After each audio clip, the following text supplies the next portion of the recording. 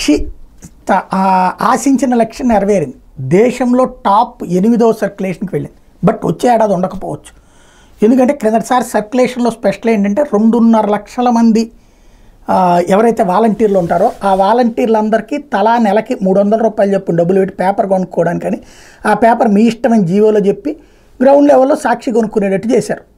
అన్ని చోట్ల కూడా సాక్షికి పెట్టారు. తద్వారా ఏకంగా 2.5 లక్షల సర్క్యులేషన్ జరిగింది. అలాగే ప్రభుత్వ కార్యాలయాలన్నింటిలో 1కి 2 పేపర్లు వేయించడం, వీటన్నిటి కారణంగా దాదాపుగా జగన్ అధికారంలో ఉండటం వల్ల 4-5 లక్షల సర్క్యులేషన్ పెరిగి ఉంటుంది.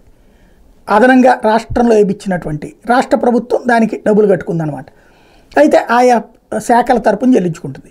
దాని ఇంపాక్ట్ ఇప్పుడు దేశంలో 8వ స్థానంలో సర్క్యులేషన్ ఉంది. ఇది తాజా లెక్కల ప్రకారం ఏదైతే 2008 మార్చి 23న ప్రారంభమైనటువంటి సాక్షికి సంబంధించినంత వరకు audit bureau of circulation ABC నివేదిక ప్రకారం 12,47,492 కాపీలు, ఇందులో 15,480 వేరియంట్తో సహా దేశంలో అత్యధిక సర్క్యులేషన్ కలిగిన దినపత్రికలో సాక్షి 8వ స్థానంలో ఇచ్చింది.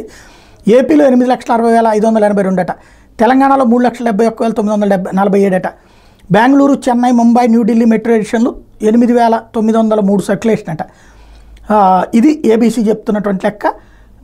టాప్ 3లో మాత్రం హిందీ పత్రికలు మాత్రమే ఉన్నాయి. దైనిక్ భాస్కర్ హిందీ 30 లక్షలు, అలాగే 24,42,728 సర్క్యులేషన్తో దైనిక్ జాగరణ ఉంది 2వ స్థానంలో. అమర్ ఉజాలా హిందీ పేపర్ 17,05,529 సర్క్యులేషన్తో 3వ స్థానంలో ఉంది. టైమ్స్ ఆఫ్ ఇండియా 4వ స్థానంలో ఉంది.